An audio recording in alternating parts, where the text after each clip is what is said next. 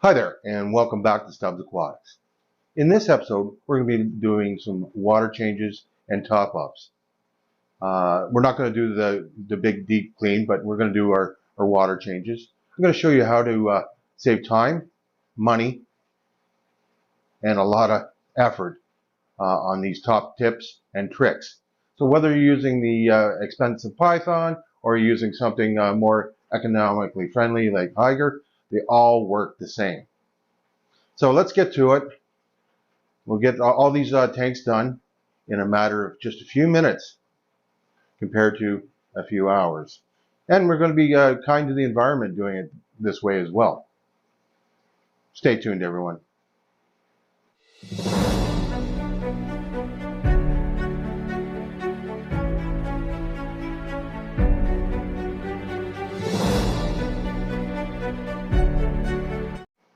Well, now that we've got the intro over with, don't forget to hit that like button, consider subscribing, and hit that notification bell so you don't miss any upcoming videos.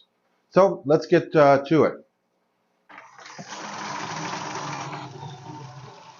Okay, as you can see, we turn it on normally, and I put a bucket underneath so we're not wasting water. Then what we're going to do is turn it off. You're going to see that it's still draining, still pulling from the tank, and we're not wasting water. In fact, what we're going to do is take the water and we're going to put it in this jug. We're going to put it in this jug for the main reasons. We're going to use this later to water our plants with perfectly good, nutrient-rich water. Why waste? See how quick that's filling, and we're not wasting water. So make sure you turn off your tap and just allow it to drain. It might take a little bit longer, but you're going to save it on water consumption. And this is great for the environment and for your house plants and garden plants.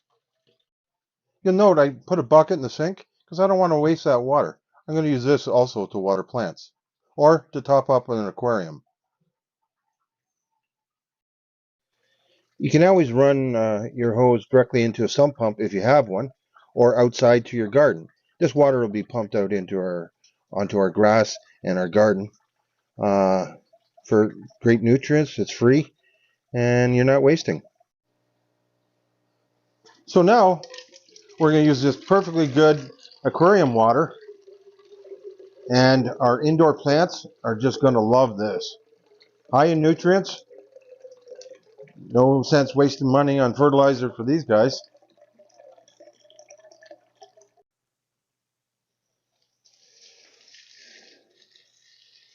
These palms are just going to love this nutrient-rich water.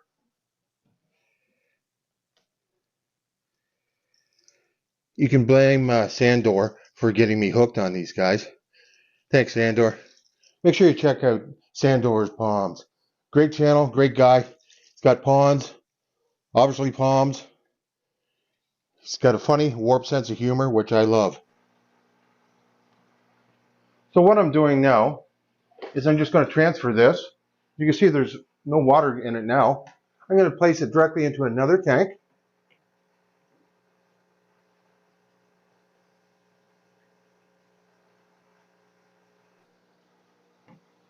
Again, we're just going to transfer it. And we look down here, it's starting to prime itself. Water's coming up on its own. It's not lightning fast, but it sure saves you run into the other room. And if you look here, it's self-primed. It's not magic. Apparently it's science. Don't ask me how. I think I failed that. I'm already on this tank, and again, I haven't had to run to the other room and turn the water back on. I'm not wasting any water. And I don't know about you, but our water is really expensive, so it's liquid gold. And it's good for the environment. You're not wasting it and putting perfectly good water down the drain. So now we're really going to try magic. See if this will go from a lower end. And magically, it's siphoning. And you can see how low this tank is. We're right to the ground. Go figure.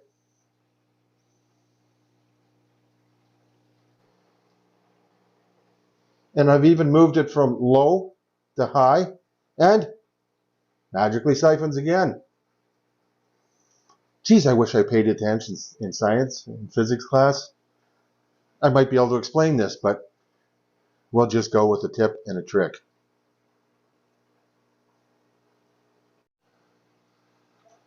Working in this tank is always a bit of a challenge because these barbs are extra friendly, they're always hungry, and they're glad to nip at my fingers. So it's nice to be able to use a siphon on these guys because they're constantly, well, they're always hungry and inquisitive. And these are one of my favorite fish of all time, Odessas and Aurelius barbs.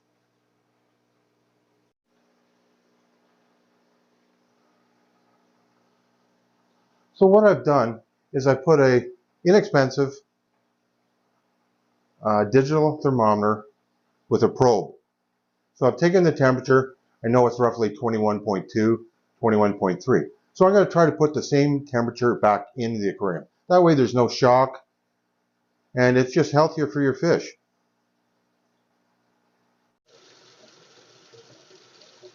Now you can see the temperature is getting close to what I want, and it's time, or will be time in a second, to turn it over. So now I'm just re-adding water to the tanks, and I know this one is roughly at 21.1. That's pretty close to what we had. It was 21.2, but that temperature isn't going to send the fish into shock or send them into a breeding frenzy, which I can't handle right now. Also, what is a good idea? Every once in a while, just cut the end off here and replace it. Otherwise, it tends to warp and bend because it's stuck at this position. Or you could do like my smart friend Gil and get a little hookup that you would use for your washer that keeps it from actually kinking, so it keeps it in that position. One of these days, I'm going to get to the hardware store and actually get myself one so I don't have to cut anything off. That's a great tip from Gil, or GB Aquarium, sorry, in Australia. Sorry about that, Gil. I should get that thing so it doesn't warp and bend. Well, this is pretty simple, right? Now, I have the temperature set here in the room, as in I heat the room, not my aquariums. So it all should be within a degree or to a degree and a half of each other, except for the lower tanks. They'll actually be a bit cooler. This tank is registering a 21.5, so a 0.3 degrees or so difference between that tank. No big deal. The heater's closer, and if you notice, I have a towel over it.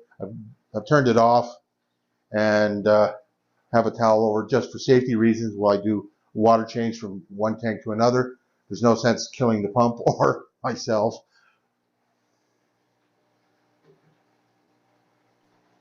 I'm still filling the tank, but you note the temperature? Still bang on. Sorry for the light there. It actually does say 21.3 degrees. No big change. And that's because we measured the temperature going in. Can't say how important that is.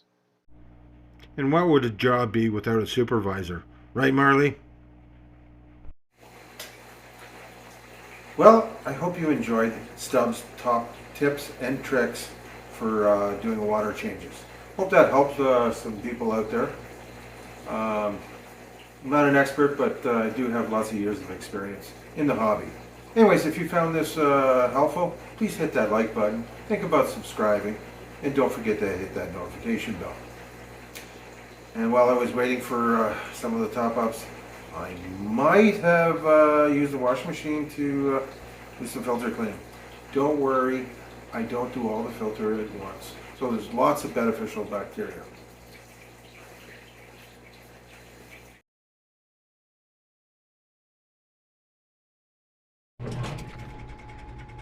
Ugh.